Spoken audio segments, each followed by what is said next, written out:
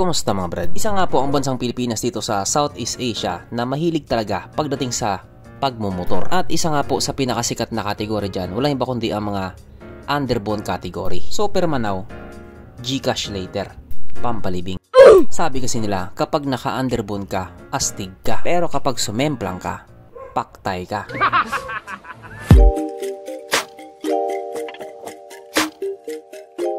Pero syempre bago tayo magpatuloy, kung bago ka pa lamang napadpad dito sa aking walang kwentang channel, huwag ka na mag-subscribe.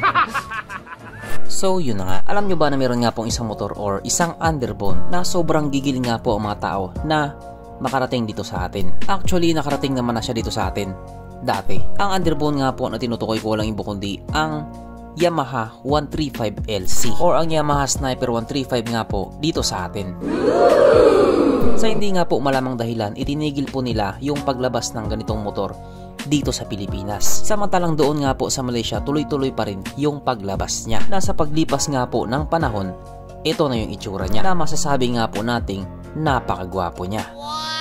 Well, sa ngayon nga po, wala po talagang nakakalam kung bakit itinigil ni Yamaha yung paglabas nitong 135LC or Yamaha Sniper 135 dito sa Pilipinas. Na kung tutuusin nga po, marami ang naghahanap. Sa madaling salita, marami po ang gustong bumili. Etong motor po kasi na ito ay hindi po basta isang simpleng underbone lang. Kasi mamaw din po talaga itong motor na ito. Pogi na, mabilis pa. Kaya masasabi talaga natin na napakaswerte ng bansang Malaysia. Kasi nga po, available ito doon sa kanila. Well, ay nga po sa akin nalaman, itong motor na ito ay exclusive lamang doon sa kanila, sa Malaysia. Hindi ko maintindihan kung bakit sobrang damot nila.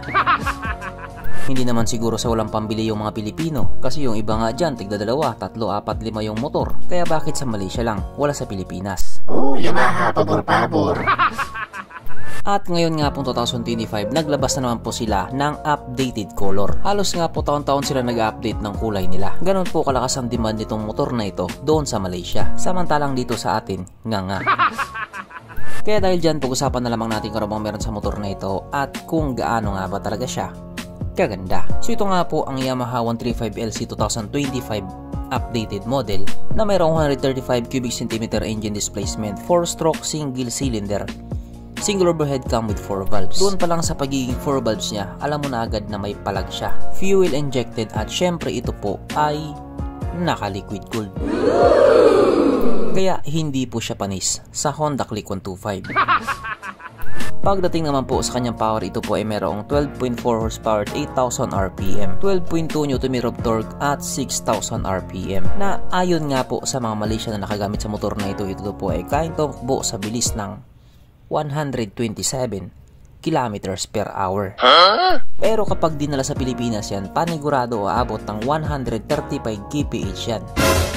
Syempre, ibang usapan na kapag Pinoy na nakasampa.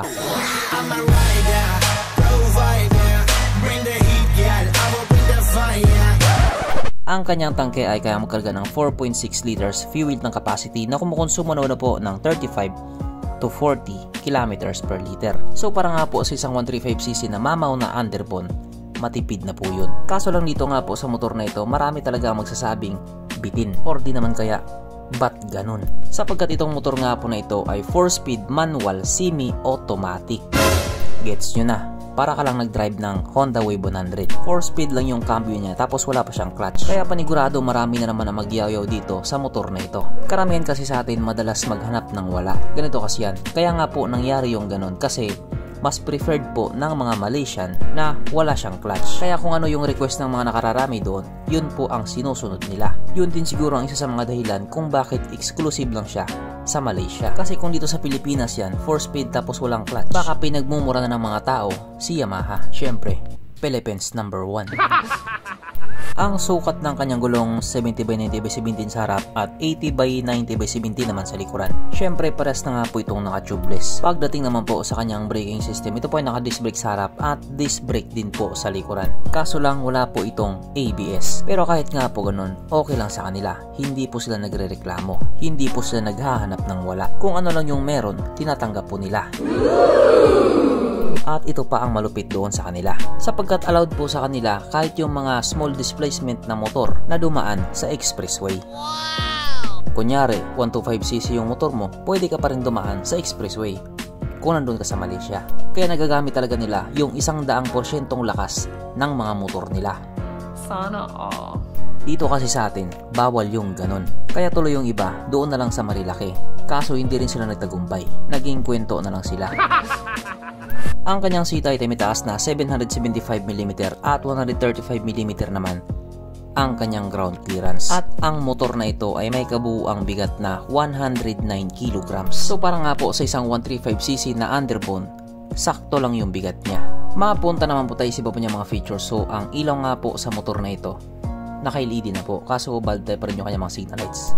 At kung titignan mo nga po yung headlight niya, kamukha nga po ito ng Sniper na version 2. Nasa bigla ang tingin nga po, mapagkakamalan mo talaga siya na Sniper na version 2. Sa bagay, wala namang masama dun na ginamit yung ulo niya kasi nga, paras lang naman silang Sniper. Ang kanyang gauge panel ito nga po ay naka-digital.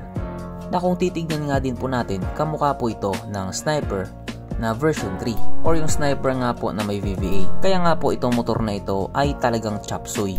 Pero hindi po natin sinasabing pangit siya kasi nga po napakagwapo talaga niya.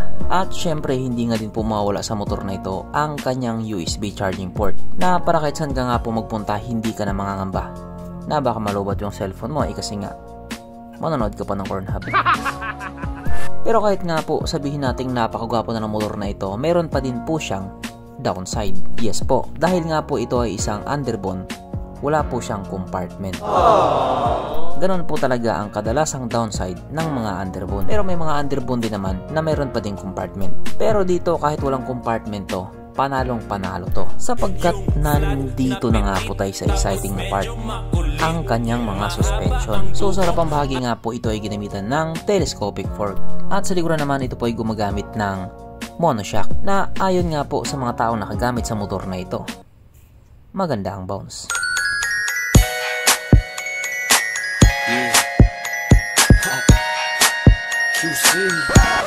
Syempre, meron pang isa.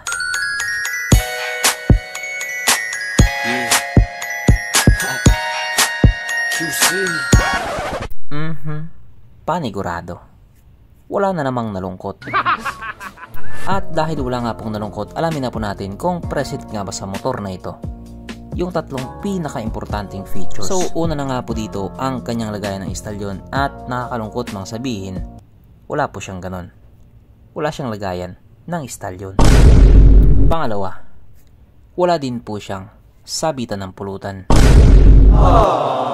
At oras na nga po para sa ating Red Horse check ang pinaka-importanting feature sa isang motor. At ayon nga po sa aking masusing pag-aanalisa, ang motor na ito ay kayang magkarga ng isang kahong Red Horse.